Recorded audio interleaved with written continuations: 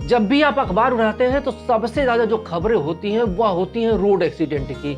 आपको यह जानकर आश्चर्य होगा कि भारत में एक साल में जितनी मौतें कोरोना से नहीं हुई उससे ज्यादा रोड एक्सीडेंट से हो जाती हैं।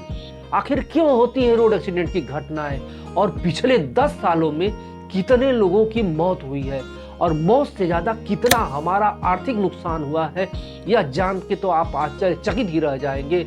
लेकिन मित्रों, इससे कैसे बचा जा सकता है?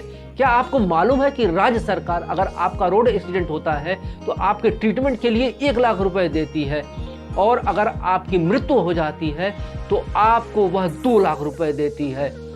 आप सभी को यह जानकारी प्राप्त करने के लिए वीडियो के लास्ट तक बने रहना है। तो मित्र, आपका मेरे YouTube चैनल मेरे विचार में हार्दिक स्वागत व अभिनंदन है। और मैंने यह वीडियो रोड एक्सीडेंट में हो रही लगातार मौतों से चिंतित होकर बनाया है। कृपया आप लोग भी इसे ध्यान से देखें और अन्य लोगों को शेयर करिए। सबसे पहले आप लोग नितिन गडकरी जी की यह बात को सुनिए। और मैंने 11 साल हुए इस मिनिस्ट्री में। स्वीडन ने 0 किया है, नो एक्सीडेंट।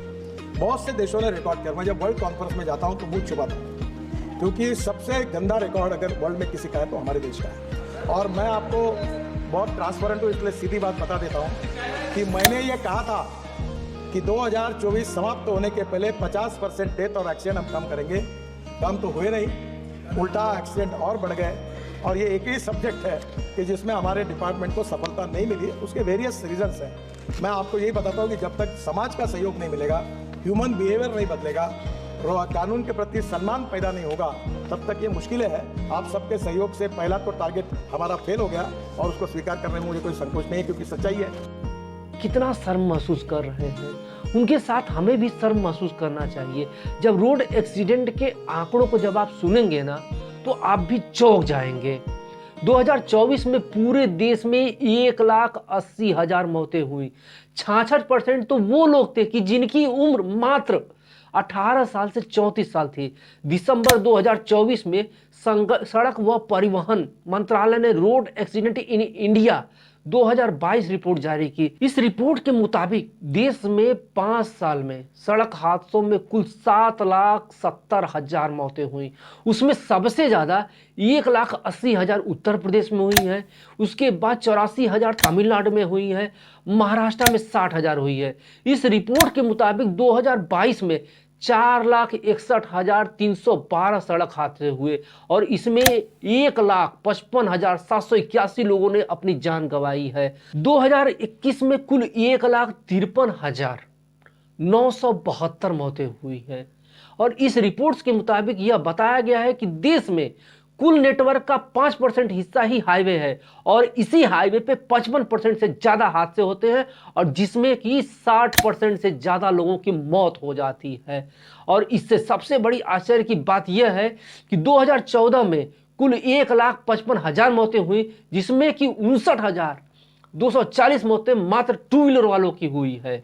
इन रोड एक्सीडेंट में 2008 में 13 व्यक्ति प्रति घंटा के हिसाब से लोग मर रहे थे, जबकि 2009 में यह 14 मौतें प्रति घंटा हो रही थी। 2015 में यह 15 मौतें प्रति घंटा हो रही हैं।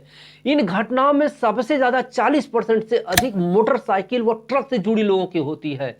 भारत की सड़कों पर सबसे ज्यादा रोड एक्सीडेंट दोपहर व शाम में होते हैं, लेकिन सड़क विशेषज्ञों का यह मानना है कि ये तो आंकड़े वास्तविक आंकड़े नहीं है। वास्तविक आंकड़े तो इससे ज्यादा हो सकते हैं, क्योंकि जिस व्यक्ति की मृत्यु हो जाती है वह तो रिपोर्ट दर्ज नहीं करवाता है।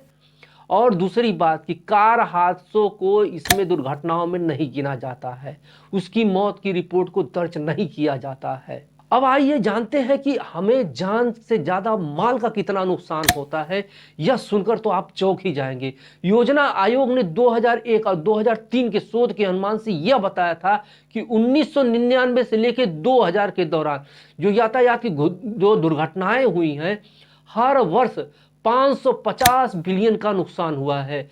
आज के समय के अनुमान से अगर यह लगाया जाए तो 1 ट्रिलियन से ऊपर हो सकता है।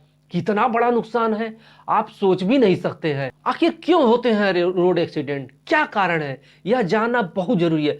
और इससे जरूरी यह है कि इससे कैसे बचा जा सकता है, हमें कौन सा काम करना चाहिए जब कोई व्यक्ति दुर्घटनाग्रस्त हो जाता है। WHO के द्वारा प्रकाशित सड़क सुरक्षा पर ग्लोबल स्टेट रिपोर्ट ने इसमें जो प्रमुख कारण बताया, उसमें पहला कारण है कि गति की सीमा से अधिक वाहन चलाना, नशे में वाहन चलाना, हेलमेट व सीट बेल्ट का प्रयोग न करना और हाईवे पे अचानक लेन बदल लेना और भारी वाहनों से जाके टकरा जाना।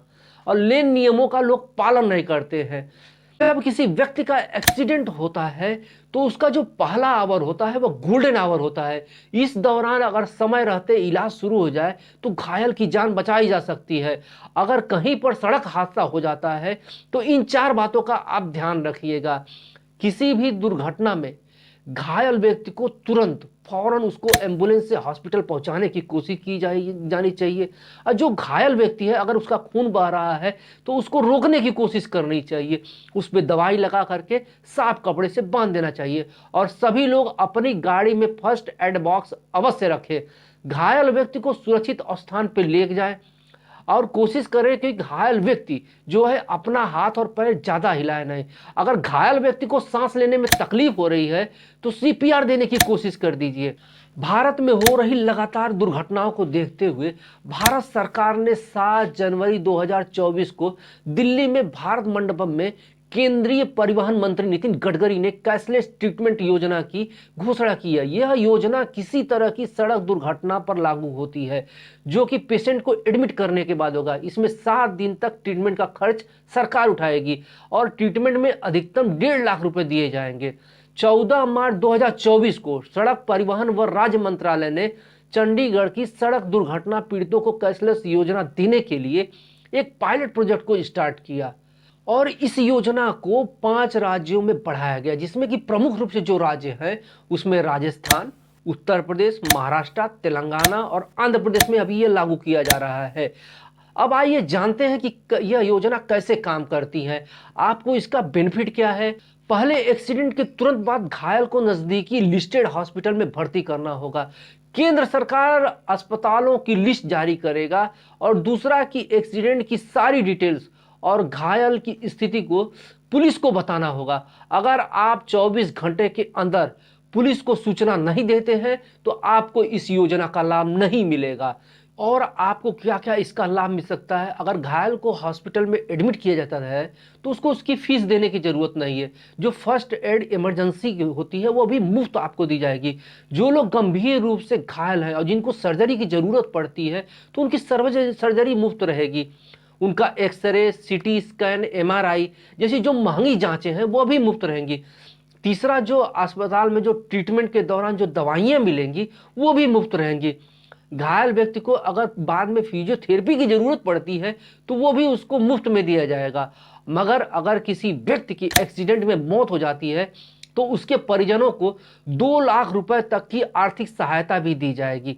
और इसका प्रोसेस और प्रक्रिया इस प्रकार से है कि आप एक्सीडेंट होने के 24 घंटे के अंदर पुलिस स्टेशन पे आपको रिपोर्ट दर्ज करानी पड़ेगी। पुलिस रिपोर्ट की एक कॉपी और सिलेक्शन सर्टिफिकेट समेत सभी डॉक्यूमेंट को ले जाके आपको आरटीओ में जमा करना होगा। और इसके बाद तय समय सीमा के अंदर में 2 लाख रुपए परिजनों को मिल जाएंगे। लेकिन सबसे बड़ा प्रश्न यह है कि अगर आप यातायात के नियमों का पालन ही नहीं करेंगे तो फिर आप एक्सीडेंट से कैसे बच सकते हैं। तो आप सभी को ट्रैफिक के रूल्स रेगुलेशन को कड़ाई से पालन करना होगा। और जो लोग एक्सीडेंट में घायल हो गए हैं उनके तरफ मानवीय दृष्टिकोण रखते हुए उनकी सहायता करनी चाहिए। उनको जल्दी से जल्दी आप लोग हॉस्पिटल में पहुंचाएं। यही आप लोग अपना कर्तव्य समझें। धन्यवाद।